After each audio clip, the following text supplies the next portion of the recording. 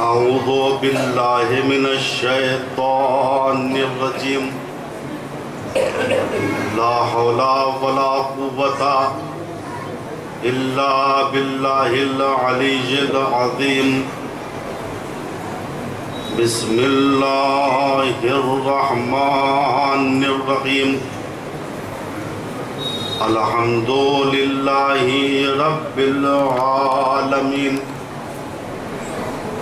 वस्सलातु वस्सलामु वत्तहिय्यतु वल इकराम अला नबिय्यिल मुअय्यद वर रसूलिल मुसद्दद वल महमूदिल अमजद अन्नबिय्यिल उम्मीयिल मक्कीयिल मदनीयिल क़रशीयिल हाशिमीयिल अबतहीश मौलाना व मौला फ़क़लैन जद्दिल हसन वल हुसैन अबिल क़ासिम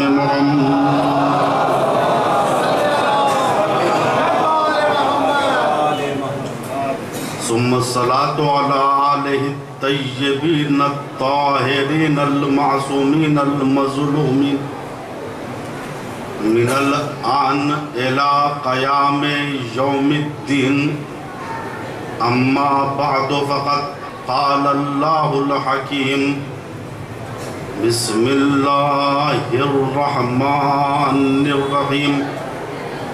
क़ुल हाज़िही सबीली अदऊ इलल्लाह अला बसीरतिन अना व मनित्तबअनी व सुब्हानल्लाह व मा अना मिनल मुशरिकीन।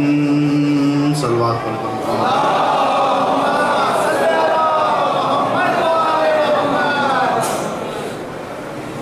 सूरह यूसुफ की 108वीं आयत करीमा, जिसमें परवरदिगार आलम अपने हबीब से कह रहा है कि आप इनसे कह दीजिए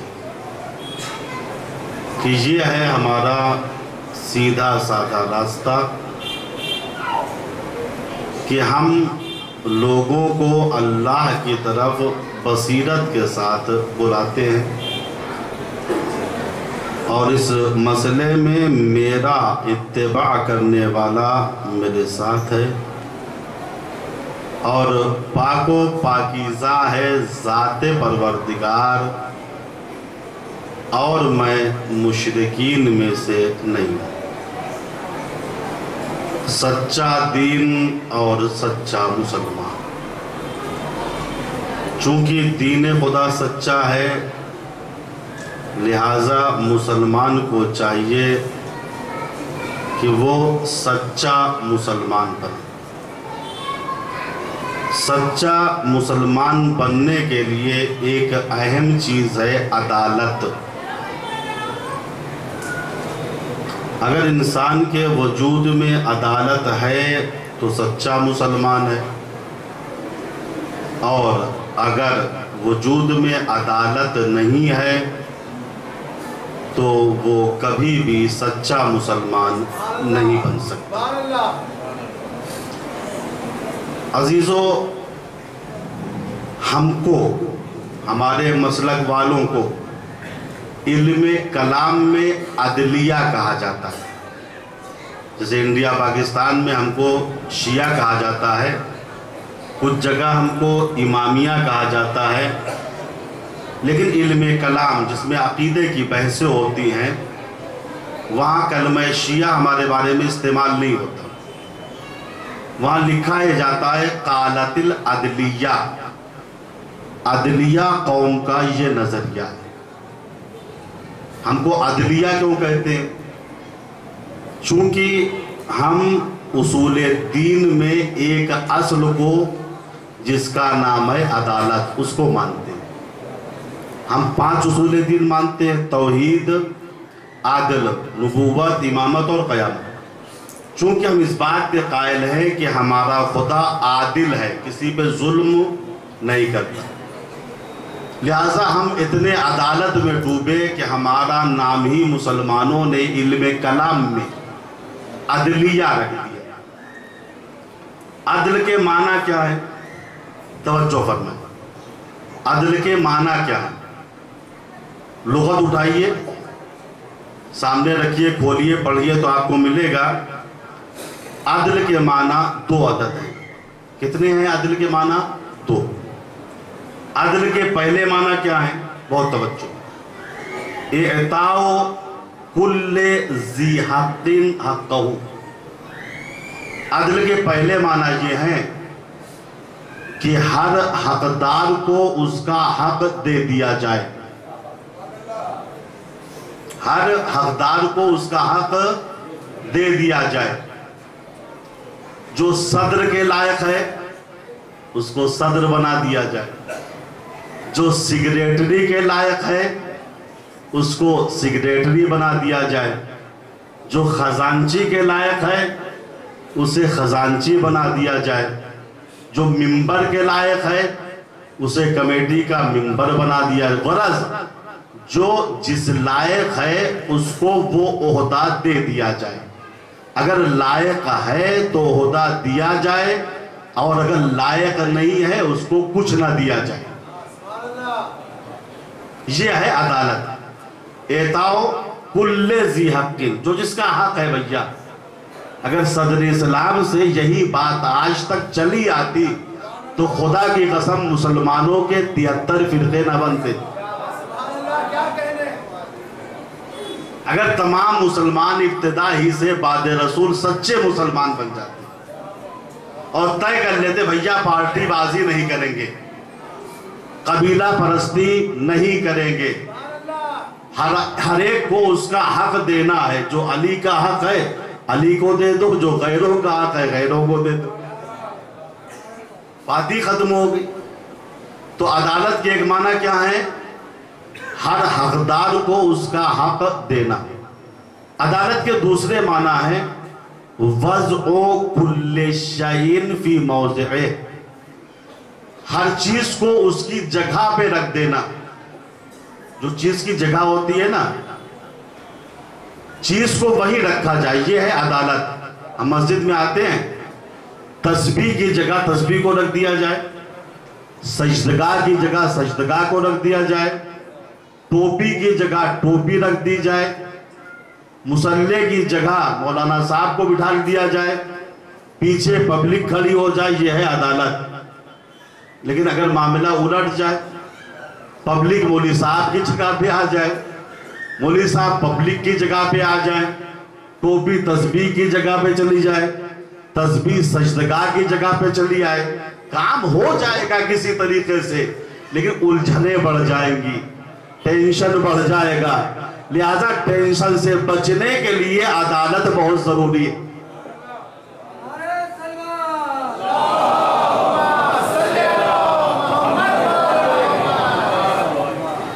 अदालत का फायदा क्या? बहुत तवज्जो से सुनते रहिए, आज बहुत कुछ अर्ज करना है। अदालत का प्रॉफिट, जुल्म का नुकसान। उलमा ने बयान किया अदालत से माशरे में खुशहाली पैदा होती है। अदालत से माशरे में खुशहाली, जुल्म से माशरे में बदहाली पैदा होती।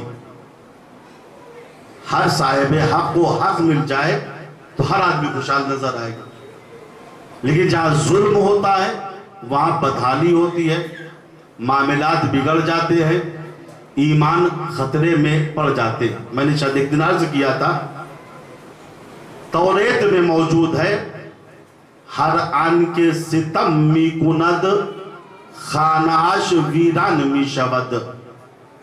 जो आदमी जुल्म करता है उसका घर बर्बाद हो जाता है।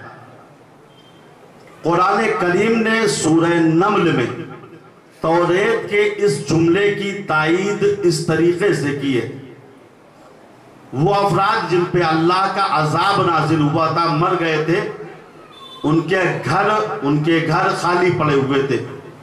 कुरान ने उनके घरों की तरफ इशारा करके कहा फतिलका बुयूतुहुम खावियतम बिमा तलमू, नसीहत हासिल करो, ये घर जो उजड़े हुए देख रहे हो ये घर जो खाली पड़े हुए क्यों, इसकी वजह ये थी कि अहले खाना ने लोगों के साथ जुल्म किया था, जुल्म किया, घर वीरान हो गया, खुद चले गए, खराबा पड़ा रहा। बनी उमैया ने जुल्म का एक रिकॉर्ड बनाया था। हमारा रिकॉर्ड बनता है ना, कोई पहाड़ी पे चढ़ के रिकॉर्ड बनाता है, कोई दरिया की तह में डूब के रिकॉर्ड बनाता है, कोई दौड़ के रिकॉर्ड बनाता है, कोई साइकिल पे चढ़ के रिकॉर्ड बनाता है। रिकॉर्ड सब बनाते। बनी उमैया ने भी रिकॉर्ड बनाया। काहे का रिकॉर्ड बनाया? जुल्म का रिकॉर्ड। दुनिया की, खुदा की कसम, दुनिया की कोई ऐसी जिनायत और दुनिया का कोई ऐसा जुल्म नहीं था जिसको बनी उमैया ने अंजाम न दिया हो। लेकिन चूंकि जुल्म का नतीजा वीरानी है, अब तारीख लिखी जा रही है। बनी उमैया के बाद जब बनी अब्बास आए तो उन्होंने बनी उमैया का भी रिकॉर्ड तोड़ दिया। उन्होंने बनी उमैया के बादशाहों को कब्रों से निकाला और उनकी हड्डियों में आग लगा दी, बजुज उमर इब्ने अब्दुल अजीज। तो अजीजों, ये है जुल्म। कमा तुदीनो तुदान, जैसा करोगे वैसा तुम्हारे साथ किया जाएगा। जुल्म सबबे लानत है। इब्राहिम इब्ने मालिके अश्तरे नखई से एक शख्स ने कहा, आप खुलेआम हज्जाज इब्ने यूसुफ पे लानत करते हैं, ये सही नहीं है। ठीक है, हज्जाज जालिम था लेकिन था मुसलमान। मुसलमान पे लानत सही नहीं है। इब्राहिम ने बिगड़ के कहा, वाय हो तुझ पे, क्या तूने कुरान नहीं पढ़ा? कुरान कह रहा है अला लानतुल्लाह अला जालिमीन, आगाह हो जाओ, जालिमों पर अल्लाह की लानत है। सलवात पढ़े मोहम्मद।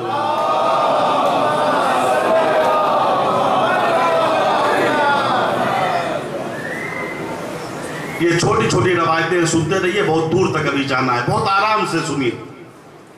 क्योंकि अदालत का मामला हुकूमती मामला सिर्फ नहीं है। अदालत का मामला हमारे माशरे का मामला है, हमारे घरों का मामला है, हमारी सफों का मामला है। अदालत हर इंसान से मुताल्लिक है। हम ये कह के चुप हो जाते हैं, भैया अदालत का मसला आया, कहा साहब हाकिम जाने, हमसे क्या मतलब। जी नहीं, अदालत इंसान के वजूद में हर वक्त होनी चाहिए। इन्नल्लाह यामुरु बिल अदल वल इहसान, अल्लाह खुद भी आदिल है और हमको अम्र कर रहा है। काहे का? अदल का। अदालत से काम, दोस्त के साथ अदालत से काम लो, ज़ौजा के साथ अदालत से काम लो, बच्चों के साथ अदालत से काम लो, मस्जिद में आओ अदालत से काम लो, बाजार में जाओ अदालत से काम लो, ताकि लोग तुमको देख के ये कहें जब मुसलमान इतना सच्चा है तो इस्लाम कितना सच्चा होगा।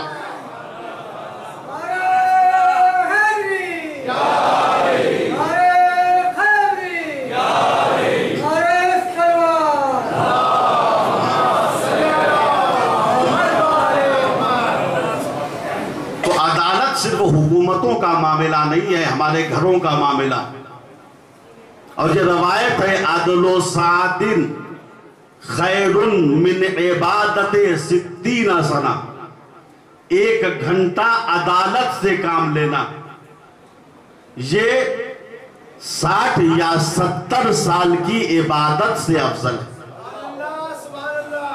सिद्दीन के माना अरबी में 60 है, बाज़ रवायतों में 70 वारिद हुआ है।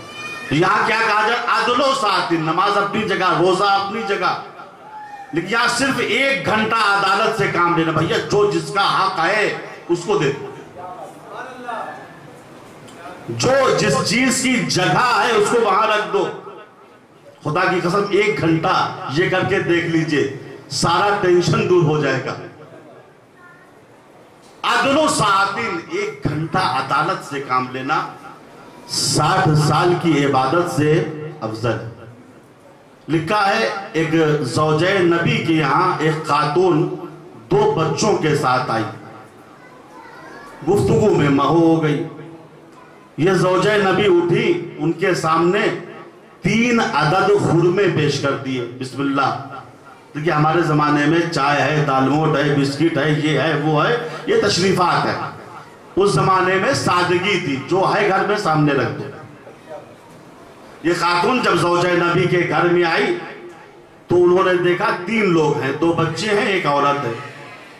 3 खुरमे पेश कर दिए। उस औरत ने तीनों खुरमों को उठाया, एक खुरमा इस बच्चे को दिया, दूसरा खुरमा इस बच्चे को दिया। आखिर में जो तीसरा खुरमा बचा था उसको आधा आधा कर दिया, आधा इसको दिया, आधा उसको दिया। ज़ौजे नबी ने इस काम को जब देखा तो बड़ा ताज्जुब किया। औरत चली गई, ये रसूल के इंतजार में बैठी हुई है। जब शाम के वक्त अल्लाह के पैगंबर घर में आए, ये दौड़ के करीब पहुंची, कहा या रसूल अल्लाह, आज मैंने एक अजीबुल गरीब आदिला औरत को देखा। मेरे घर में आई थी, मैंने 3 खुरमे पेश किए, एक एक पहले बच्चों को तकसीम कर दिया, बाद में जो एक बचा उसको आधा आधा करके बच्चों में तकसीम कर दिया। हुजूर पाक ने कहा, है फलाना ताज्जुब मत करो, ये औरत इसी अदालत की वजह से जन्नत में जाएगी। हमारे माशरे में क्या होता है, चाहे माँ हो चाहे बाप हो, एक बच्चे को ज्यादा चाहने लगते हैं। बाहर से आए, मुट्ठी में एक चीज दबाए हुए हैं, लो बेटा इसे रख लो, किसी से मत बताना, चुप्पे से खा लेना, बताना नहीं किसी से। होता है नहीं होता? अक्सर घरों में ऐसा हो जाता है। ये क्या है, जुल्म है। एक बच्चे को दिया आपने, बकिया को नहीं दिया, उनके दिल पे ठेस लगती है। ठीक है, कुछ नहीं कहेंगे, लेकिन ये बचपने के फोड़े हैं जो जवानी में नासूर बन जाते हैं। कभी भी वो पलट के कहेंगे, अब्बा जान आप तो फुला भाई को ये दिया करते थे, हमको कहां दिया करते थे, हमसे आपको क्यों तवक्को है। लिहाजा अजीजों, बच्चों के साथ अदालत, जो चुपके से कहते रख लो, किसी से बताना नहीं, नतीजा क्या होता है, बच्चे के दिमाग में यही चीज बैठ जाती है, चुपके से दबा लो, किसी से मत बताना। अब्बा मर गए, अब्बा मर गए, बैंक में पैसा रखा था, इस बच्चे को मालूम था, बकिया को मालूम नहीं था, इसने पैसा उठा के दबा लिया। चूंकि अब्बा जान से इसने यही क्लास लिया है, चुपके से खा लो, किसी से अजीजों नहीं, जिंदगी तबाह हो जाएगी, आखिरत भी तबाह हो जाएगी। लिहाजा घर के अंदर जाओ तो अदालत से काम लो। बज़्म नबी सजी हुई है, एक शख्स आया मुसलमान 2 बच्चों के साथ, हुजूर पाक खुतबा दे रहे, ये बैठा हुआ है। अचानक उसे अपने एक बच्चे पे प्यार आया, बच्चे के मुंह का बोसा ले लिया। दूसरा बच्चा जो बगल में बैठा हुआ था मुंह तकता रह गया। रसूल की निगाह दकीक ने इस अमल का मुआखिजा करना शुरू कर दिया।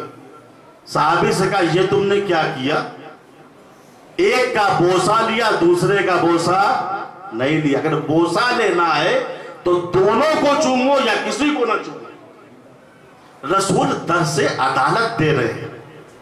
नुमान इब्न बशीर, ये भी एक सहाबी पैगंबर थे, इनका बयान है, मेरा बचपना था, मेरे वालिद माजिद एक दिन सफर से तशरीफ लाए और चुपके से मुझे एक गिफ्ट दे दिया। कहा चुपके से रख लो, बकिया भाइयों और बहनों को मत बताना। मैंने चुपके से दबा लिया। मेरी माँ उमरा इब्न रवाहा, जो बहुत बड़ी मोमिना थी, उसने देख लिया इस मंजर को। फौरन मेरे वालिद माजिद से कहा, ये आपने क्या किया, एक बच्चे के साथ करम किया, नेकी की, दूसरों को महरूम कर दिया, एक को दिया बकिया को नहीं दिया। या गिफ्ट देते तो सबको देते या किसी को नहीं देते, ये बिगड़ गए। मैं सहाबी पैगंबर हूं, तुम एक खातून और तुम्हारी औकात ही क्या है। मैं इतने साल से पैगंबर के पहलू से पहलू मिला के बैठता हूं। मैं जानता हूं किसको क्या देना है, किसको क्या नहीं देना। इस्लाम में जिसको याद रखना, इस्लाम में अदालत है, डिक्टेटरी नहीं है। नुमान कहते हैं मेरी मां ने कहा ठीक है आप सहाबी हैं, आप कहते हैं मेरा अमल सब सही है, चलते हैं रसूल के पास। अगर रसूल आपके फेल की तायीद कर दे तब मैं राजी होंगी, वरना मैं राजी ना रहूंगी। नोमान इब्ने बशीर कहते हैं मेरी मां मेरे वालिद को लेके बज़्व पैगंबर में आई और कहा या रसूलल्लाह आपके इस साहबी ने आज ये काम किया है, सफर से आए थे, अपने एक बच्चे को गिफ्ट दिया है, हदिया दिया है, बकिया को नहीं दिया, और ये कह रहे हैं मैं रसूल का साहबी हूं, जो करूंगा सही करूंगा। हुजूर ने कहा नहीं, मैं इस जालिमाना अमल की गवाही नहीं दे सकता। ये तुमने ठीक है साहबी हो, मासूम नहीं हो, तुमने ये फेल गलत अंजाम दिया है, आइंदा इस काम को अंजाम मत देना। साहबी भी शर्मिंदा हो गया, या रसूल अल्लाह आइंदा ये काम नहीं करूंगा। तो रसूल ने क्या कहा, मैं जालिमाना फेल की तायीद नहीं कर सकता। मैं रसूल हूं, अल्लाह का भेजा हुआ हूं, मैं जालिमों के फेल की तायीद नहीं कर सकता। अजीजों, जो रसूल जालिमों के फेल की तायीद न करे वो किसी जालिम को हाकिम इस्लामी कैसे बना सकते। सलवात पढ़े बर मोहम्मद वाले।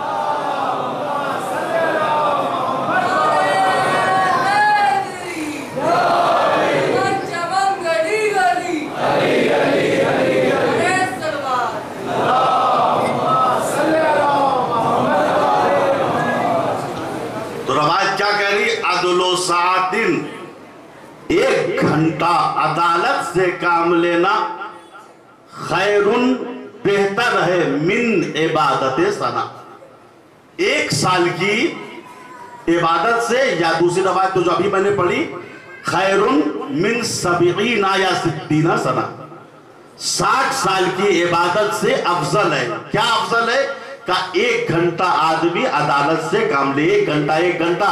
ये मैं मोमिनों की बात कर रहा हूं, अमीरुल मोमिनीन की बात अभी नहीं आई है।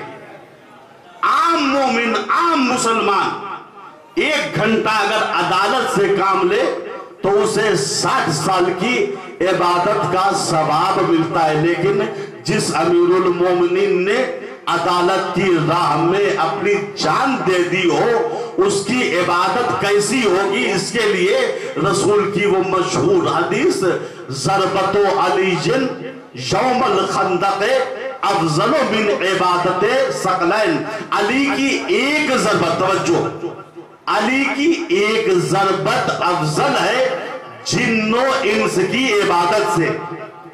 हमने एक घंटा अदालत से काम लिया तो 60 साल की इबादत का सवाब मिला। जिसने अदालत की राह में अपनी जान दे दी तो उसकी एक ज़रबत, एक वार, सजदा नहीं, एक वार खाली, इबादत सकलैन से अफजल। मुसलमानों कभी सोचा, हदीसें तुम भी नकल करते हो, हदीसें हम भी नकल करते, जिसकी ज़रबत इतनी अफजल हो वो खुद कितना अफजल होगा।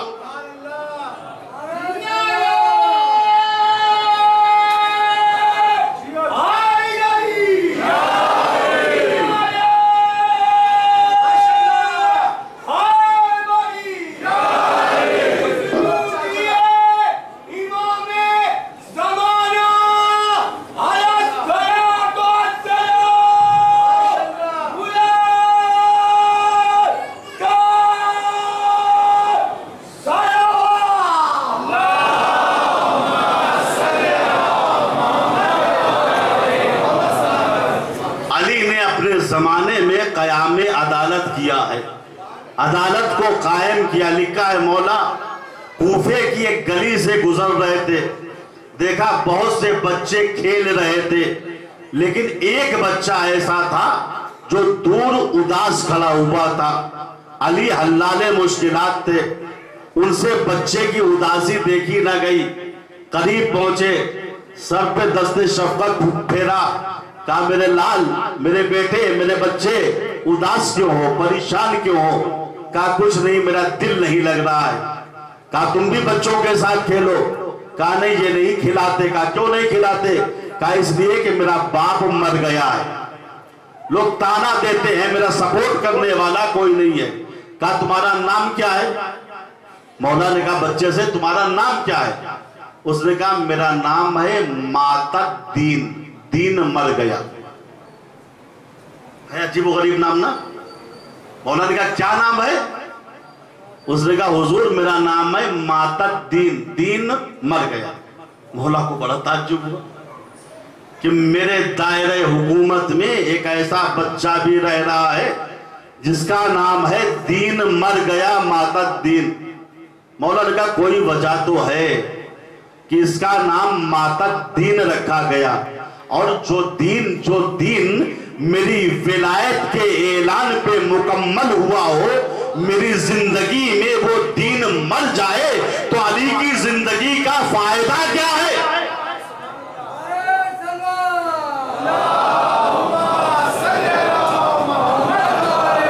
लिहाजा मौला ने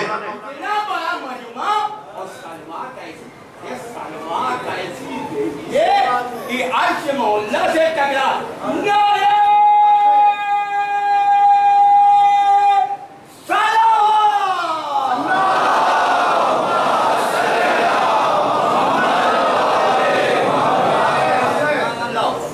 जो दिन मेरी विलायत के ऐलान पे मुकम्मल हुआ वो मेरी जिंदगी में मर जाए तो फिर अली की जिंदगी का फायदा क्या है? कहा बरखुदा तुम्हारा घर कहाँ है?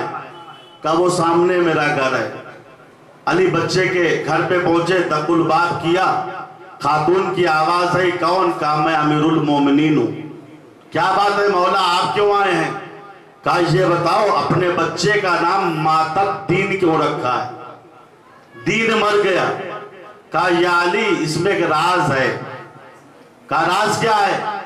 कहा वो वसीयत थी इनके वालिदे माजिद की, वसीयत के मुताबिक मैंने बच्चे का नाम मातद दीन रख दिया, दीन मर गया। कहा इनके अब्बा जान कैसे मरे? कहा बात ये थी 10-12 साल पहले वो अपने 4 साथियों के साथ तिजारत पे गए हुए थे, बिजनेस करने गए हुए थे, और जब इनके साथी 6 महीने के बाद वापस आए तो उन लोगों ने ये खबर दी कि आपके शौहर का इंतकाल रास्ते में हो गया, और उनकी आखिरी वसीयत ये थी मेरे यहाँ बच्चा दुनिया में आने वाला है, उसका नाम मातद दीन रख दिया जाए। लिहाजा याद मैंने वसीयत के मुताबिक बच्चे का नाम मातद दीन रख दिया। अली समझ गए इसमें राज क्या है, वजह क्या हो सकती है? कहा बताओ वो 4 अफराद कौन थे जो तेरे शौहर के साथ बिजनेस करने गए थे? उसने कहा ये हमारे महल्ले ही के हैं, नामजद बता दिया। मौला मस्जिद में आए, लोगों को जमा किया, कहा जाओ इन 4 को बुला के ला। मैं हुजरे में जा रहा हूं, एक एक को बुलाऊंगा, जब मैं तकबीर की सदा को बुलंद करूं तो तुम भी तकबीर की सदा बुलंद करना। ये कह के मौला हुजरे में गए, 4 को मस्जिद में दाखिल कराया गया। उनमें से एक को अली ने बुलाया, फलाने अंदर आओ। वो अंदर पहुंचे, 2 जानू होके बैठ गए, अली का चेहरा देख रहे हैं, अली क्या पूछना चाह रहे हैं। एक मर्तबा अली ने कहा अरे फला तुमने मातद दीन के अब्बा को क्यों मार दिया? अब जो अचानक अली ने ये सवाल कर लिया तो ये हड़बड़ा गए, कहा यानी मैंने नहीं मारा, मैं तो खाली रस्सी लेके आया था। कहा अच्छा। अली ने कहा अल्लाहु अकबर। राज खुल गया, दूसरे को बुलाया, कहा मातद दीन के अब्बा को क्यों मारा? कहा यानी मैं तो फकत रस्सी के बाद मेरा काम यह था, मैंने चूंकि कवि इंसान था मैंने उसके हाथों पैर बांध दिए थे। अली ने कहा अल्लाहु अकबर। तीसरे को बुलाया गया, कहा बेहतर यह है जुर्म कबूल कर लो। 2 आदमियों ने सब कुछ बता दिया है, तुम्हारे 2 साथियों ने हर चीज की इत्तला दे दी है, जुर्म कबूल करो। कहा यानी मैं तो सिर्फ चाकू लेके आया था। अली ने चौथे को बुलाया, उसने कहा या अली अब राज तो खुल ही गया है, सुन लीजिए। बात यह है कि हम बिजनेस करके लौट रहे थे तो मातद्दीन के वालिद को बहुत प्रॉफिट हुआ था और हम में से हर इंसान को नुकसान हुआ था। जब हम कूफे के करीब पहुंचे तो हमने तय ये किया कि इनको कत्ल कर दिया जाए, इनको मार दिया जाए। जब उनको मारने लगे तो उनका भैया ठीक है मार लो हमको, लेकिन मेरी वसीयत ये है, मेरा बच्चा दुनिया में आने वाला है, मेरी ज़ौजा से कह देना मेरी वसीयत ये है कि उसका नाम मातद्दीन रख दे। जब साथियों ने गद्दारी कर दी तो फिर दीन मर गया, मजहब मर गया, सब कुछ खत्म हो गया। यानी अगर हमको ये मालूम होता इस नाम में ये राज नहुफ्ता है तो ये वसीयत कभी भी उसके घर तक न पहुंचाते। लेकिन 10 साल के बाद राज खुल गया।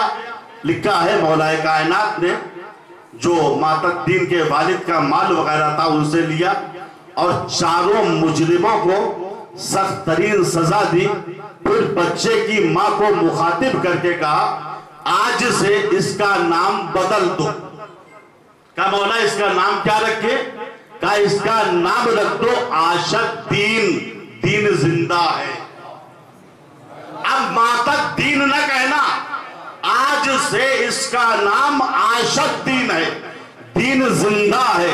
चूंकि अली जिंदा है, जब तक अली जिंदा रहेगा दीन मर नहीं सकता है अजीजों। अब अगर जिंदा दीन चाहिए तो गैरों से नहीं मिलेगा, अली से मिलेगा।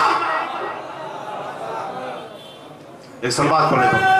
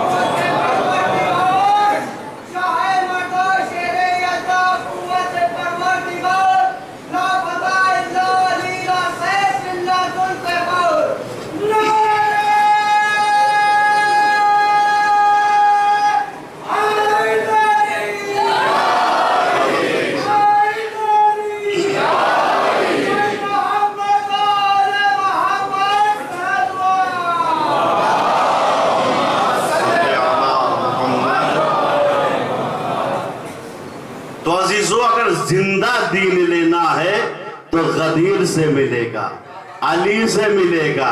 अगर अली से हट के दीन लोगे तो मुर्दा दीन तुम्हारी तकदीर में आएगा। क्योंकि रसूल ने गदीर में अली को दोनों हाथों पे उठा के कहा था मन कुंतो मौला हो फहाजा अली जुन मौला, मैं जिसका मौला उसके मौला अली। खुदा की कसम मैं इस जिसको समझा ले गया मेरी मेहनत वसूल हो गई। नबी क्या कह रहे हैं? मैं जिसका मौला। ये नहीं कहा नबी ने कि मैं अली को मौला बना के जा रहा हूं। अंदाज़ सुखन ये है मैं जिसका मौला, जिसका उसका मौला। अली पता लगाओ कि नबी किस के मौला है। नबी जमातात के मौला, नबी नबातात के मौला, नबी हैवानात के मौला, नबी चरिंदों परिंदों हुरों गिलमानों जन्नतों कौसर के मौला। लेकिन इंसानों में अल्लाह के नबी सिर्फ मोमिनों के मौला है। ये मैं नहीं कह रहा हूं, कुरान सूरह अहज़ाब उठा के देखना। नबी जो औला बिल मोमिनीना मिन अनफुसिहिम, मेरा नबी मोमिनीन के नफ्सों पे औला बिल तसर्रुफ है। यानी यूं तो अल्लाह का नबी पूरी कायनात का मौला है, लेकिन इंसान चूंकि साहिब शऊर है, साहिब अक्ल है, लिहाजा इंसानों में अल्लाह का नबी सिर्फ मोमिनों का मौला। तवज्जो फरमाएं, अल्लाह का नबी पूरी कायनात का मौला, लेकिन कुरान ने कहा नबी जो औला बिल मोमिनीना मिन अनफुसिहिम, मेरा नबी मोमिनीन का मौला है, मोमिनीन के नफ्सों पे औला बित्तसर्रुफ। बात तय हो गई ना। अल्लाह का नबी कायनात का मौला है, लेकिन इंसानों में अल्लाह के नबी सिर्फ मोमिनों के मौला हैं। अब पता लगाओ कि अल्लाह के नबी किस किस के मौला नहीं है। नबी काफिरों के मौला नहीं है, नबी मुशरिकों के मौला नहीं है, नबी मुनाफिकों के मौला नहीं है। अब गदीर में ऐलान हुआ, मन कुंतो मौला हो फहाजा अलीजुल मौला। मैं जिसका मौला उसका मौला अली। आज के बाज मुसलमान ये कहते हैं हम अली को मौला नहीं मानते। अरे ना मानो, तुम्हारा बनाया कब था? मोमिनों का मौला बनाया था, मुनाफिकों का मौला नहीं बनाया।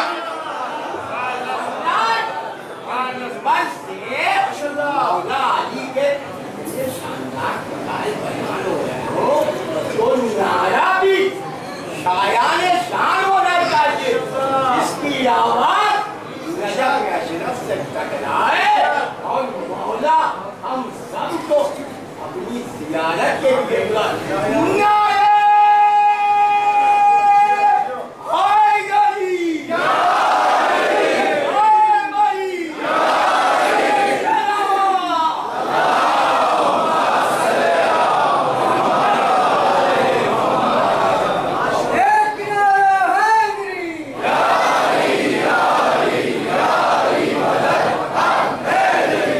मन कुन तो मौला हो फहाजा अलीजुन मौला। मैं जिसका मौला उसके मौला अली। आज मौला के माना में इख्तिलाफ किया जाता है।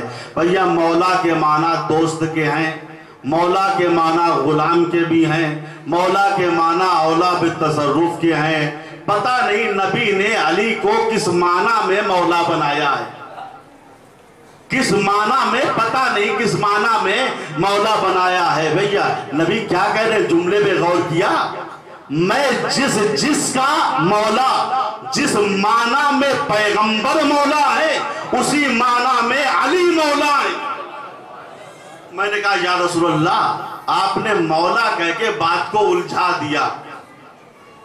आप साफ साफ कह देते गदीर खुम के मैदान में, ऐ मुसलमानों मैं अली को हाकिम व खलीफा बना के जा रहा हूं। आज हमारे दरमियान इख्तिलाफ ना होता, आपने मौला क्यों कहा?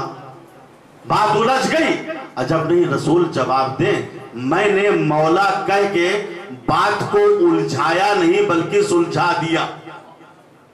चूंकि रसूल अगर कहते हैं मैं अली को खलीफा बना के जा रहा हूं, तो आज के बाज मुसलमान ये कहते ए भैया हम तो अली को खलीफा मानते ही हैं। ये कब कहा था पहला खलीफा? ये कब कहा था पहला खलीफा? लिहाजा रसूल ने कहा मैं गदीर में अली को मौला बना के जाऊंगा। रसूल जानते थे खलीफा तो मेरे बाद बहुत बन जाएंगे, मगर मौला बनना किसी के बस की बात नहीं है।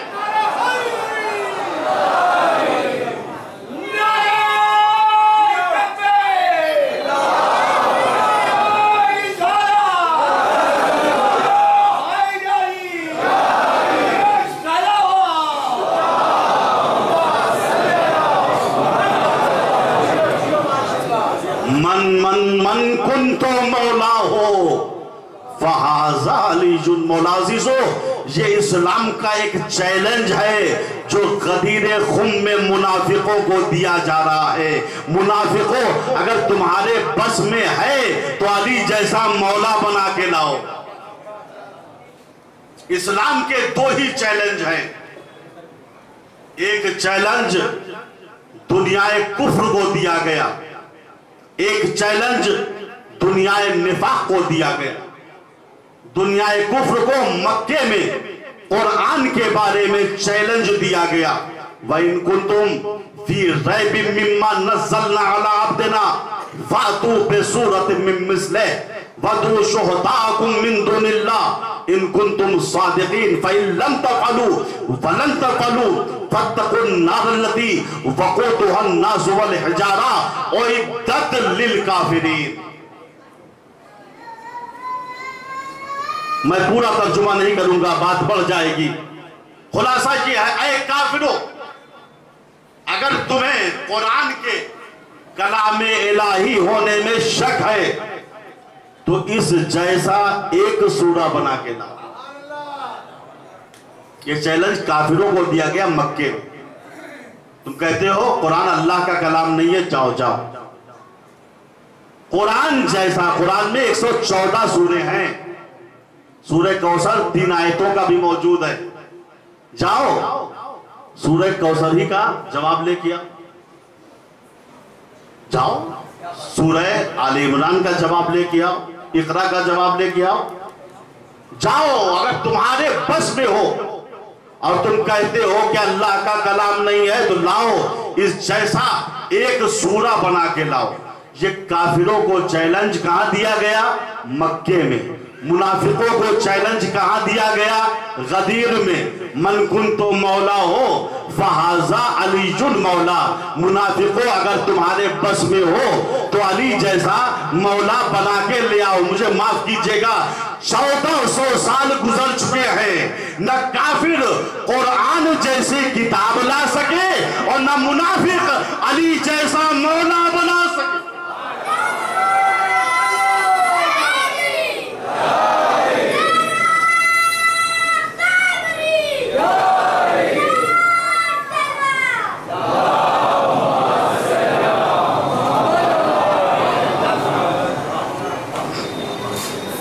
तो अजीजों, ये है अदालत अली। बहुत से लोग मारे जाते हैं दुनिया में, सियासी हुक्मरान का गवर्नर साहब का कत्ल हो गया, का ठीक हुआ मियाँ, जब से आए थे नाक में दम कर दिया था। बोला नेताजी मारे गए, कहा मियाँ उन्होंने जुल्म का अधिकार तोड़ दिया था। जो मारे जाते हैं ना, क्यों मारे जाते हैं? कहा जुल्म करते हैं। लेकिन ये अली का कमाल है। अली को मस्जिद में शहीद कर दिया गया। कहा क्यों? कहा कोतेला अलीयुन लिशिद्दति अदले, क्योंकि अली बहुत बड़े आदिल थे। उनकी अदालत लोगों से बर्दाश्त न हुई। भाई ये अली का कमाल है। अली ऐसे ही हाकिम इस्लामी नहीं थे। आपने गुर्बत का खात्मा किया था अपने जमाने में। नबी का वो दीन जो मुसलमानों के हाथ से निकल गया था, अली दोबारा उसे अपनी हुकूमत में लौटा के लाए थे। बड़े बड़े जो लोग थे, चौधरी बनते थे, उनकी चौधराहट खतरे में पड़ गई थी, अली के दुश्मन बन गए थे। ऐसी 3 जंगें नहीं हुई हैं। ये जंगें अली की काफिरों मुश्रिकों से नहीं थी। अली की जंगें काफिरों और मुश्रिकों से नहीं थी, इन्हीं मुसलमानों से थी, जिन्होंने इस्लाम का शीराज़ा मुंतशिर करना चाहा। अली की गलती क्या थी ये बताओ ना। अली की गलती क्या थी? वाक़या याद होगा ना कि अली ने सबको 3-3 दीनार दिया था, रिश्तेदारी का लिहाज नहीं किया था, और खुद भी 3 ही दीनार लिए थे, मजदूर को भी 3 ही दीनार दिया था। कहा यह है असली रसूल का इस्लाम। यही अब राइज होगा। जो 25 साल तक हुआ वो हुआ, तुम जानो तुम्हारा खुदा जाने। लेकिन मैं जो इस्लाम नाफिज करूंगा रसूल वाला, क्योंकि इनकी चौधराहटें खाक में मिल गई थी। लिहाजा अली ने गुर्बत का खात्मा किया है अदालत के जरिए। जुल्म में क्या होता है? ये अपनी पार्टी का, इसको भर दो, अपने खानदान का, इसको भर दो। अदल में क्या होता है? ये हमारे मजहब का नहीं है, लेकिन चूंकि हमारे दायरे हुकूमत में रह रहा है, इसका भी हक वही है जो एक आम मुसलमान का। अदालत, खुदा की कसम, अगर सच्चा इस्लाम का चेहरा दिखाया जाए तो आज जो बड़े बड़े इस्लाम के दुश्मन हैं वो भी खम हो जाए। लेकिन क्या किया जाए? अली के अलावा कोई चेहरा ऐसा नहीं मिलता जिसको आलमे इंसानियत को दिखाया जाए। कोफी अन्नान जो साज़बान मिलल का एक अरसे तक वो हेड था, उसने कुछ अरसे पहले कहा था, जबकि हमारे मजहब के नहीं है ये, उन्होंने मुसलमानों को मुखातिब करके कहा था, अरे मुसलमानों, अगर चाहते हो तुम्हारे दरमियान का इख्तिलाफ खत्म हो जाए तो अली की पैरवी कर लो, जो अली के हुकूमत के उसूल थे उन्हें अपना लो।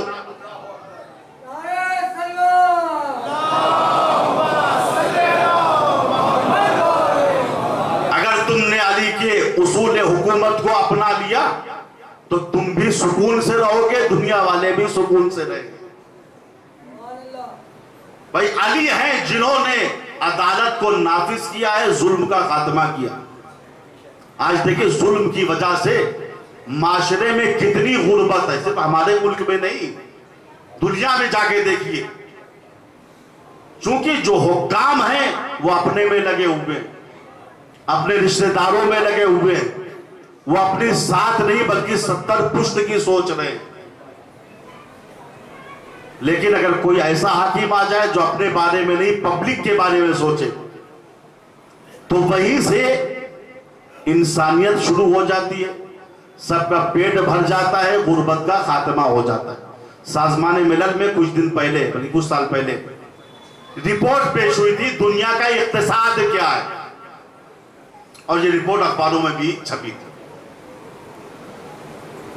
तो जो साज़बान मिलल में रिपोर्ट पेश हुई उसका खुलासा यह था, उसमें लिखा यह हुआ था कि आज पूरी दुनिया में हर 8 आदमी में से 1 आदमी भूखा है। तो हर 8 आदमी में से 1 आदमी भूखा।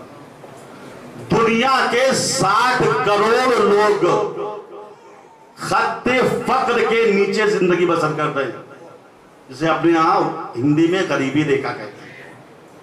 60 करोड़ लोग गरीबी रेखा के नीचे जिंदगी बसर कर रहे हैं, यानी वो रोटी के मोहताज है, कपड़े के मोहताज है, मकान के मोहताज। क्यों? इस वजह से चूंकि हुक्मरानों में अदालत नहीं है। अगर अदालत होती तो कोई भूखा न रहता, कोई बेलिबास न रहता, कोई बेमकान न रहता। लिखा है जब अली की हुकूमत के 4.5 साल गुजर गए तो अली ने कूफे में सबको जमा किया, जबकि अली ने 4.5 साल में 3 बड़ी जंगें लड़ी हैं। बाज़ जंगें 1 साल तक चली। अली ने सबको जमा किया। बाज़ बुजुर्गान ने फरमाया 9 लाख का मजमा अली की नजरों के सामने था, जिसमें ईसाई भी थे, यहूदी भी थे, मुसलमान भी थे। क्योंकि अली की हुकूमत सिर्फ मुसलमानों तक महदूद नहीं थी, अली के दायरे हुकूमत में जिम्मी अफराद भी रहते थे, यहूदी और ईसाई। अली बुलंदी पे खड़े हुए और पूरे मजमे को मुखातिब करके कहा, मैंने 4.5 साल कुरान और हदीस के मुताबिक तुम्हारे ऊपर हुकूमत की है। ठीक है, तुम्हें परेशानियां रही, जंगे पेश आई, लेकिन ये बताओ इस 4.5 साल के बाद जो मैंने हुकूमत किया है, मुझे बताओ मेरे दायरे हुकूमत में क्या कोई ऐसा इंसान है जिसके पास खाने के लिए रोटी न हो, रहने के लिए मकान न हो, पहनने के लिए कपड़ा न हो? अगर कोई ऐसा आदमी नजर आए तो मुझको बताओ। सिर्फ 4.5 साल अली ने कुरान और हदीस के मुताबिक हुकूमत की थी। 9 लाख के मजमे ने सर को झुका दिया। यानी तुम सही कह रहे हो, परेशानियां थी, जंगे थी, लेकिन यानी तुमने गुर्बत का खात्मा कर दिया है।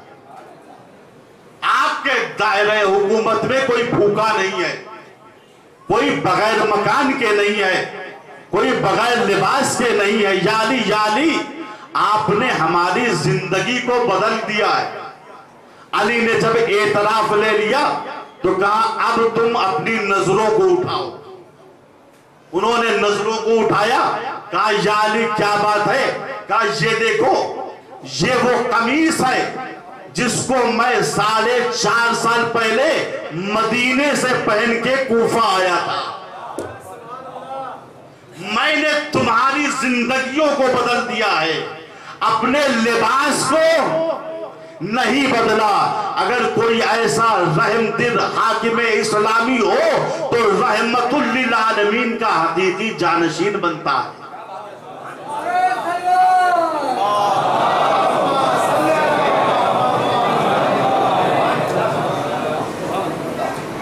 तो अली ने गुर्बत का खात्मा कैसे किया? अदालत की वजह। जिंदगी तुम्हारी हमने बदल दी है, लेकिन ये वो कमीज है जिसको मैं 4.5 साल पहले मदीने से पहन के कूफे आया था। अली दर्श दे रहे हैं, अगर हाकिम वही स्टैंडर्ड रखे जो हुकूमत मिलने से पहले उसका था तो आवाम का इक्तिसाद बदल जाएगा। लेकिन हाकिम अगर ठाट बाट में लग जाए तो फिर आवाम वैसे ही रहेगी, जुल्म का निशाना बनती रहे। अली ने अदालत पेश की। इसीलिए जब हज के मौके पर दारमिया हजोनिया जो एक मोमिना थी, अली की चाहने वाली थी, जंग सिफ्फीन में जो जख्मी होता था उसकी बरहम पट्टी किया करती थी। अली की मद में कसीदा कहती थी। हाकिम शाम की मुखालिफ थी, सख्त मुखालिफ। अली दुनिया से चले गए। हाकिम शाम मक्के आया था हज के लिए, उसको मालूम हुआ दारमिया हजूनिया भी आई है, का बुलाओ उसको। बुलाया गया। हाकिम शाम ने कहा ये बताओ तुम मुझसे दुश्मनी क्यों रखती हो और अली से मोहब्बत क्यों करती हो? इस खातून ने कहा हाकिम साहब अब अली इस दुनिया से चले गए, बात खत्म हो गई, छोड़िए, ये अपने अपने दिल की बात है। हाकिम शाम ने कहा नहीं, जवाब तो देना पड़ेगा। तुम मुझसे नफरत क्यों करती हो, अली से मोहब्बत क्यों करती हो? इस मोमिना ने कहा बात यह है कि अली अदालत के तरफदार थे, एक हाकिम आदिल थे, लिहाजा अदालत की वजह से मैं उनसे मोहब्बत करती हूं। और तू जब से आया है सिवाय जुल्म के तूने कुछ भी नहीं किया। हाकिम शाम ने कहा अच्छा ये बता मुझ में और अली में फर्क क्या है? वो भी आदमी थे, मैं भी आदमी। वो भी रसूल की बस में बैठते थे, मैं भी एक अरसे तक रसूल की बस में बैठा हूं। वो भी हाकिम इस्लामी थे, मैं भी हाकिम इस्लामी हूं। बता मुझ में और अली में फर्क क्या है? कि तू अली से मोहब्बत करती है, मुझसे नफरत करती है। उसने कहा फर्क बहुत है। हाकिम साहब छोड़ दीजिए इन बातों को, यानी फर्क तो बताओ, मैं भी तो जानूं। इस मोमिना ने कहा सुन, तू पहले फकीरों की तरीके से रहता था, लेकिन जब से हुकूमत इस्लामी की बागडोर तूने थामी है, तू बादशाहों का कपड़ा पहनता है। मगर अली की शान ये थी, वो जैसे हुकूमत इस्लामी से पहले थे वैसे ही हुकूमत इस्लामी के बाद थे।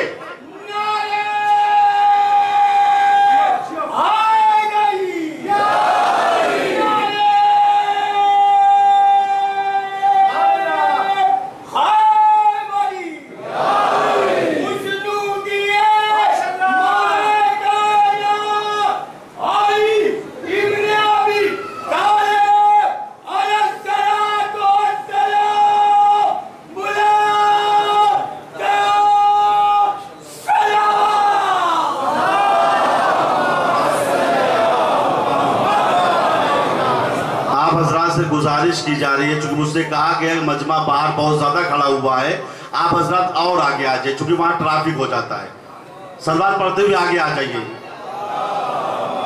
और आगे आ जाओ, इधर पूरी जगह खाली है। काम में भी बस मेरे सालत में बैठता था, अली भी बैठते थे, मुझ में और अली में फर्क क्या है, फर्क क्या है, फर्क क्या है? कहा बहुत फर्क है।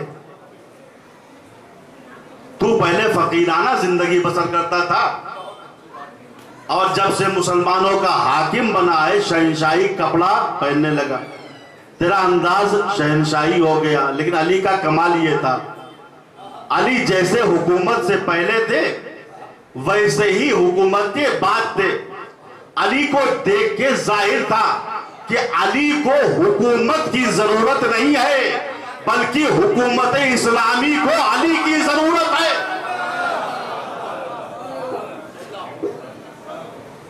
अली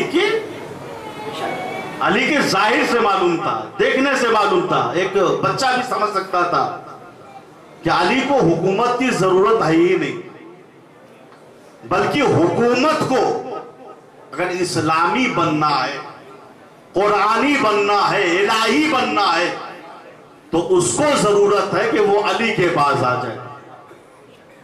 एक मरतबा उसने सोचा लाओ पैसा खर्च किया जाए, इसको खरीदा जाए। क्योंकि ये औरत ऐसी है कि तकरीबन पूरा अरब इसको जानता है। जंग सिफ़ीन में खुलेआम मेरी मजम्मत करती थी, अली की मदद करती थी। अगर ये टूट के हमारी तरफ आ जाए तो काम बन जाएगा। हाकिम शाम ने अपने गुलाम को हुक्म दिया, जाओ ये मोमिना है, हज करने आई है, जाओ जाओ इसे 100 सुर्ख बालों वाले ऊंट दे दो। एक नहीं, दो नहीं, कितने? 100 सुर्ख बाल वाले ऊंट दे दो। गुलाम गया, 100 सुर्ख बाल वाले ऊंट लेके चंद आदमियों के साथ आ गया। कहा हुजूर हाजिर है। अब हाकिम शाम ने मुस्कुरा के कहा उस मोमिना से, मेरी सखावत देख रही है तू? अगर अली होते तो क्या तुझको ये ऊंट देते? तवज्जो फरमाए, अली होते तो क्या तुझको ऊंट देते? तू अली से मोहब्बत करती है, मुझसे नफरत करती है, मगर मैं दे रहा हूं। कितना दे रहा हूं? 100 सुर्ख बाल वाले ऊंट। अब तो मैं अली जैसा हो गया तेरी निगाह में? अच्छा, ये जानते थे अली से पढ़ के तो नहीं हो सकते। अब कहा तेरी निगाह में क्या मैं अब अली जैसा हो गया? अगर अली होते तो क्या अली इतने ऊंट तुझको देते? मोमिना ने कहा वाह हो तुझ पे, तू ऊंट की बात कर रहा है। अगर अली की हुकूमत होती तो अली बैतुल माल से मुझे इन ऊंटों का एक बाल भी नहीं देते। चूंकि अली आदिल इंसान थे, खजाने इस्लामी से, सरकारी खजाने से वो गरीबों की मदद करते थे, आदमी नहीं खरीदते थे।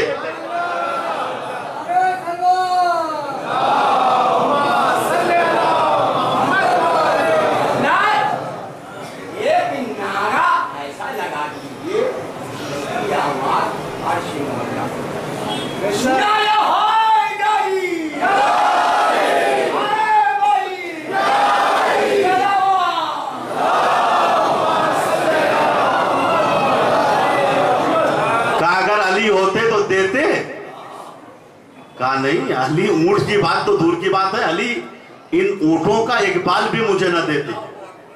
क्योंकि वो सरकारी खजाने से गरीबों की मदद करते थे, आदमी नहीं खरीदते थे। ये कह के औरत उठी, ऊंटों को लिया, चल पड़ी, ये सर पकड़ के बैठ गए।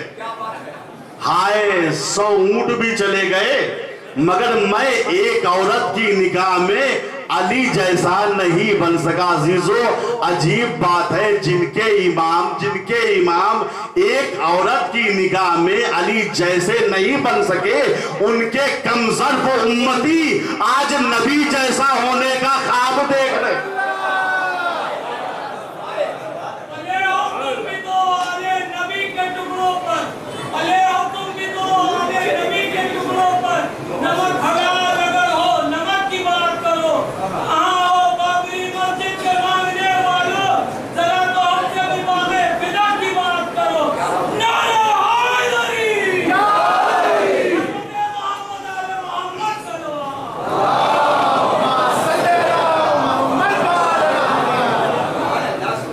अली को इसीलिए तो चाहती हूं कि अली आदिल इंसान थे, वो जुल्म नहीं करते थे, जो जिसका हक बनता था उतना ही उसको देते थे। और तू पार्टीबाजी करता है, आदमी खरीदता है।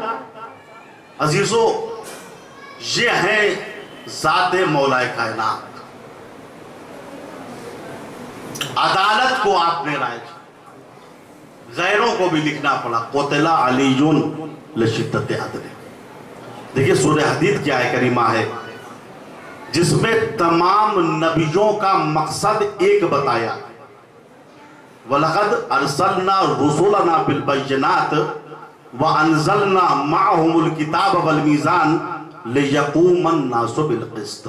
अल्लाह कह रहा है सूरह हदीद की 25वीं आयत करीमा में, देखो हमने रसूलों को भेजा और उनके साथ किताब और मीज़ान को नाज़िल किया। क्यों?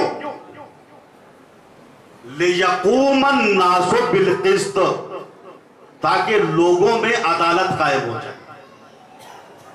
देखिए जो नबी आए हैं, बाज़ क्या नमाज थी, बाज़ क्या सिर्फ दुआ थी, नमाज नहीं। बाज़ क्या रोजा था, हज नहीं था। बाज़ क्या हज था, ज़कात नहीं थी, खुमुस नहीं था। तो अंबिया जो आए हैं, किसी के पास कोई हुक्म था, किसी के पास कोई हुक्म नहीं था, लेकिन एक चीज में सब मुश्तरक थे। तमाम अंबिया जो 1,24,000 गुजरे हैं, कुरान ने कहा सबका मकसद था कयाम अदालत, माशरे में अदालत। और जो अंबिया के मकसद को बचाएगा वो बनेगा अंबिया का वारिस। हम ज़ारत में इसीलिए पढ़ते हैं ना, अस्सलामु अलैका या वारिसा आदम सफ़वतिल्लाह, अस्सलामु अलैका या वारिसा नूहिन नबील्लाह। हुसैन आदम के वारिस तुम पे सलाम, ऐ नूह के वारिस तुम पे सलाम, इब्राहिम और मूसा और ईसा के वारिस तुम पर सलाम, पैगंबर इस्लाम वाली मुर्तज़ा के वारिस सलाम। क्यों सलाम? ये विरासत कहां से मिली? चूंकि जो अंबिया का मकसद था उस मकसद का तहफ़्फ़ुज़ किया है ज़हरा के लाल ने। इसीलिए ज़हरा का लाल वारिस आदम भी है, वारिस नूह भी है, वारिस इब्राहिम भी है। आज शब आशूर है ना, आज ही की रात है जिसमें मेरा मौला अपने असहाब पे फख्र कर रहा है। माराए तो असहाबन खैरम वला औफा मिन असहाबी। खुदा की कसम, जैसे असहाब मुझे मिले हैं ऐसे असहाब न मेरे नाना रसूलुल्लाह को मिले हैं और ना मेरे भैया हसन मुश्तबा को, न मेरे बाबा अली मुर्तज़ा को। क्यों ना होता? ज़हरा के लाल ने आज ही की रात चिराग को बुझा दिया और आवाज दी, अंतुम फी हिल्लिम मिन बैती फमन अरादल इंसराफ फलयंसरिफ बिहा फी सवाद हाज़ल लैल। जाओ, मैंने अपनी बैत को तुम्हारी गर्दन से उठा लिया, चिराग को गुल कर दिया, शर्माओ नहीं। जिसका दिल चाहे वो रात की तारीकी से फायदा उठा ले। लिखा है थोड़ी देर के बाद जब हुसैन इब्न अली ने चिराग को रोशन किया तो अजीब मंजर था। हुसैन के जितने सहाबी थे अपनी तलवारों को अपनी गर्दनों पर रख के कह रहे थे, फर्जंद ज़हरा एक जिंदगी क्या है, अगर हम इस्लाम की राह में 70 मरतबा कत्ल किए जाएं, 70 मरतबा जिंदा किए जाएं, तब भी इमाम बरहक का साथ छोड़ के नहीं जाएंगे। इमाम कह रहे हैं आज ही की रात, इन कुंतुम कज़ालिक, अगर तुम इस यकीन की मंजिल पे हो, फरफ़ऊ रूसकुम वंज़ुरू मनाज़िलकुम फिल जन्ना, अब अपने सरों को उठाओ और जन्नत में अपने घरों को देखो। सरदार जन्नत ने शब आशूर इम्तिहान के बाद अपने असहाब को जन्नत दिखा दी थी। इसीलिए बाज़ अहले मक्तल ने लिखा, करबला के मैदान में सुबह आशूर हर मुजाहिद ये चाह रहा था सबसे पहले मैं शहीद हो जाऊं, क्योंकि रात में जन्नत में अपने मकान को देख चुका था। फिर इमाम ने कहा अला मन काना फी रहलही इमरातुन फलयंसरिफ बिहा इला बनी असद। देखो, जो करबला के मैदान में अपने बच्चों के साथ आया है, अपनी जौजा के साथ आया, उसको चाहिए कि बच्चों को, जौजा को बनी असद के हवाले कर दे। मेरा बनी असद से एक मख्फियाना मुआहिदा है, वो आबरूमंदाना बच्चों को उनके घर तक पहुंचा देगा। लिखा, इस ऐलान के बाद हुसैन का एक सहाबी अली इब्ने मज़ाहिर खड़ा हुआ, उसने कहा, लिमाज़ा यब्ना रसूल अल्लाह, ऐ फर्जंद रसूल, ये आप क्यों कह रहे हैं कि हम अपनी जौजा को, अपने बच्चों को बनी असद के हवाले कर दें ताकि वो आबरूमंदाना उनको घर तक पहुंचा दे? क्यों, वजह क्या है? इमाम ने सर झुका के कहा, बात यह है, इन्ना निसाई तुस्बह मिन बादे कत्ली, चूंकि हमारे घर की औरतें हमारी शहादत के बाद असीर कर ली जाएंगी, वह अखाफु अला निसाइकुम मिन अस्सबी, और मुझे इस बात का खौफ है कहीं तुम्हारे घर की औरतों को भी असीर न कर लिया जाए। अली इब्ने मज़ाहिर उठते हैं, अपने खैमे की तरफ चलते हैं। जौजा ने आगे बढ़ के मुस्कुराते हुए अली इब्ने मज़ाहिर का इस्तकबाल किया। अली इब्ने मज़ाहिर ने कहा, मोमिना, इस हंगामी हालात में मुस्कुराने की वजह क्या है? कहा, अली इब्ने मज़ाहिर, मैंने इमाम का पूरा खुतबा सुना है और तुम्हारी शुजाअतों को देखा है, मुझे यकीन हो गया तुम वो असहाबे हुसैनी हो कि मरते मर जाओगे मगर ज़हरा के लाल का साथ नहीं छोड़ो।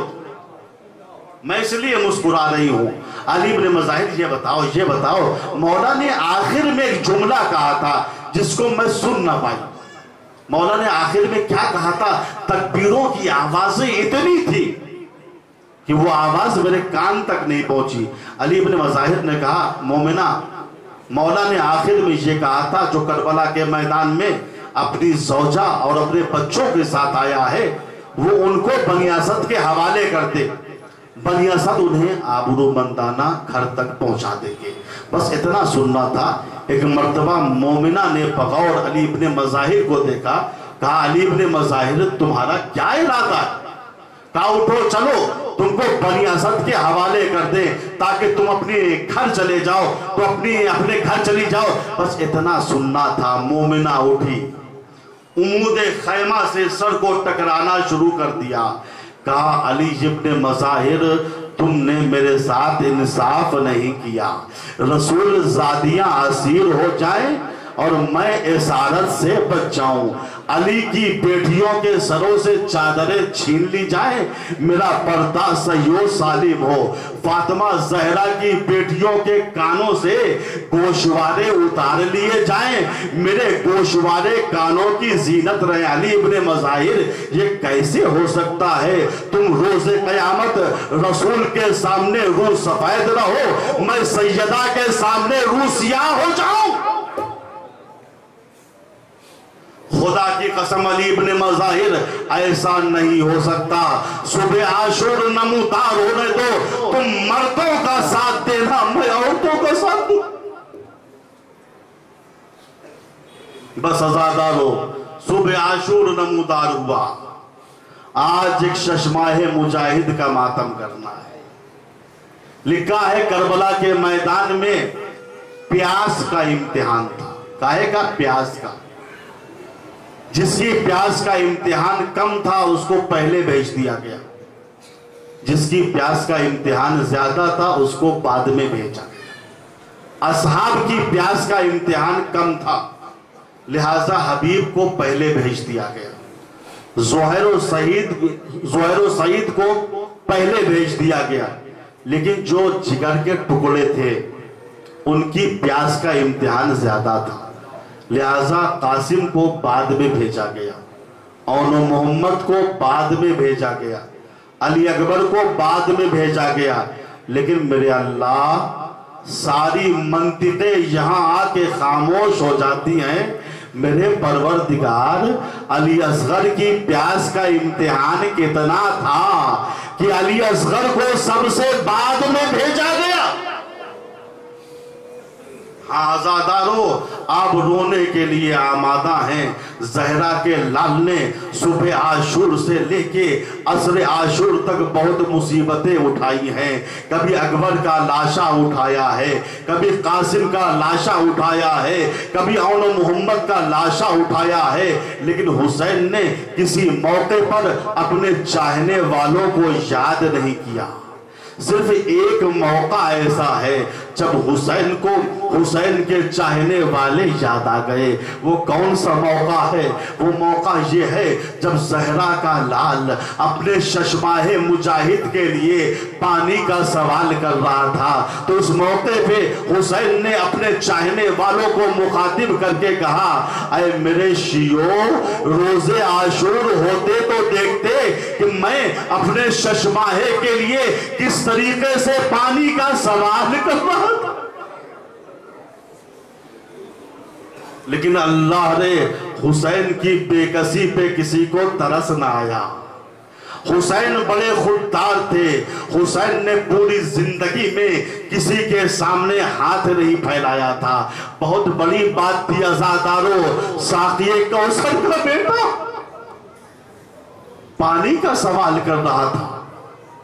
इसी को मिर्जा सलामत कबीर फरमाते हैं, जब ज़हरा का लाल अली असगर को आगोश में लेके मख्तल की तरफ आया था तो आपका अंदाज क्या था?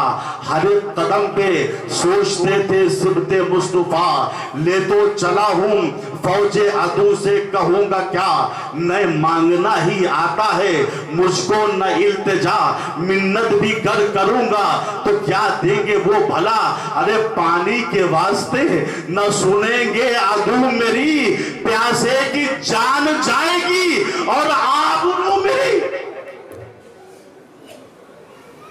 पहुंचे करीबे फौज तो घबरा के रह गए, चाहा करे सवाल पर शर्मा के रह गए, गैरत से रंग फक हुआ थर्रा के रह गए, चादर पिसर के चेहरे से सरका के रह गए, आंखें झुका के बोले कि ये हमको लाए हैं, अरे असगर तुम्हारे पास गरज लेके आए। अरे फौजी अश्किया, अगर तुमको मुझ पे तरस नहीं आ रहा है, अला तरौना कैफा यतलज़्ज़ात शाना, क्या तुम देख नहीं रहे हो मेरा शशमाहा प्यास की वजह से किस तरीके से तलज़्ज़ा कर रहा है। अज़ादारों, तलज़्ज़ा के माना जानते हैं? मछली को जब पानी से निकाला जाता है तो 3 मरहले होते हैं। पहला मरहला वो है जब मछली तरोताजा होती है। थोड़ी देर के बाद जब मछली पे पानी पीने की शिद्दत होती है तो मछली सुस्त हो जाती है, और जब मछली बगैर पानी के मरने लगती है तो कभी मुंह को खोलती है, कभी मुंह को बंद करती है। कलाम अरब में इसको तलज़्ज़ा कहते हैं। हुसैन इब्न अली फौजी अश्किया से कह रहे हैं, अय अश्किया, क्या तुम देखते नहीं हो मेरा अली असगर प्यास की शिद्दत की वजह से कभी मुंह को खोलता है, कभी बंद करता है, मगर अल्लाह ने हुसैन की गुर्बत, बच्चे को पानी न दिया गया। फिसरे साद ने कहा, ऐना हुरमुला इख्ता कलामल हुसैन, हुरमुला कहाँ है, हुसैन का कलाम कत कर दे। हुरमुला आगे बढ़ा, 3 भाल का तीर चिल्ले कमान में जोड़ा, गुलूए अली असगर को निशाना बनाया, एक मर्तबा हाथ थरथराया, तीरों कमान जमीन पे गिर गए।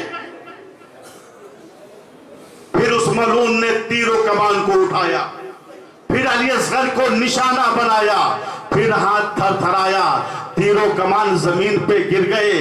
पिछले साथ चिल्लाया, हुरमुला तेरी माँ तेरे मातम में बैठे। जब मुझसे कोई पूछता था तेरे लश्कर में सबसे बड़ा तीरंदाज कौन है, तो मैं तेरा नाम लेता था। आज तुझे क्या हो गया है? एक 6 महीने के बच्चे को निशाना नहीं बना पा रहा है। हुरमुला ने कहा मलून क्या पकता है, जितनी मर्तबा मैं असगर को तीरे जुल्म का निशाना बनाता हूं, कभी रसूल अल्लाह सामने आ जाते हैं, कभी अली मुर्तजा सामने आके कहते हैं हुरमुला मेरे छोटे से बच्चे ने तेरा क्या बिगाड़ा है।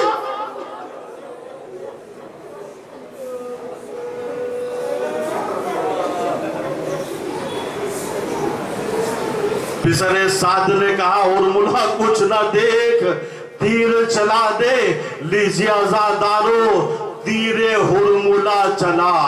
अली असगर के गले पर लगा, फनकलबस सभी अला यदिल इमाम, बच्चा इमाम के हाथों पे मुनकलिब हो गया। बस आखिरी जुमला इल्तिमा से दुआ, जितना दिल चाहे असगर की मजलूमियत पे गिरिया कर लेना। रवायत ये कहती है जब तीरे हुरमुला अली असगर के गले पर लगा है तो असगर के गले में सुराख नहीं हुआ, बल्कि अली असगर एक कान से दूसरे कान तक ज़िबा हो गए।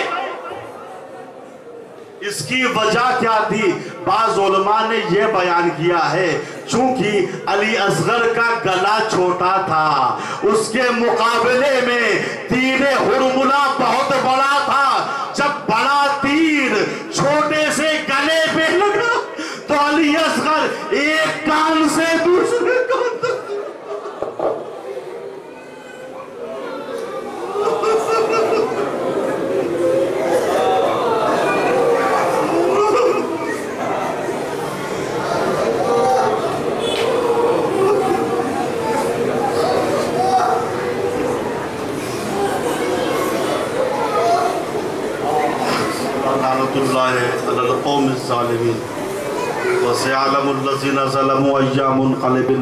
हज़रात एक ऐलान समाप्त फरमा लें, इंशाअल्लाह कल इसी मुकाम पर ठीक 8 बजे इंशाअल्लाह ताला आमाले रोज़े आशूर अंजाम पाएंगे। आप हज़रात से शिरकत की इल्तिमास है। और एक ऐलान और क्या था? अच्छा, और एक ऐलान ये है करबला में वापसी के लिए बस का इंतज़ाम किया गया है जो फ्री है। उससे पहले एक ऐलान और आप हज़रत समाअत फरमा लें, कल रोज़े आशूर जवानों की तरफ से सफाई का एक प्रोग्राम जो पिछले साल था वो इंशाअल्लाह अंजाम पाएगा। और तमाम शियाने आले मोहम्मद से गुजारिश है कि ख़ास तौर से सफाई का लिहाज रखें ताकि दूसरी कौमें हमें तंज न करें, ताना न दें, चूँकि दीन इस्लाम कहता है आधे दीन का नाम है सफाई। इंशाअल्लाह सफाई का लिहाज रखें। और जो जवान सफाई कर रहे हैं इनका साथ आप लोग कौल से और अमल से दोनों से दीजिए। जी आप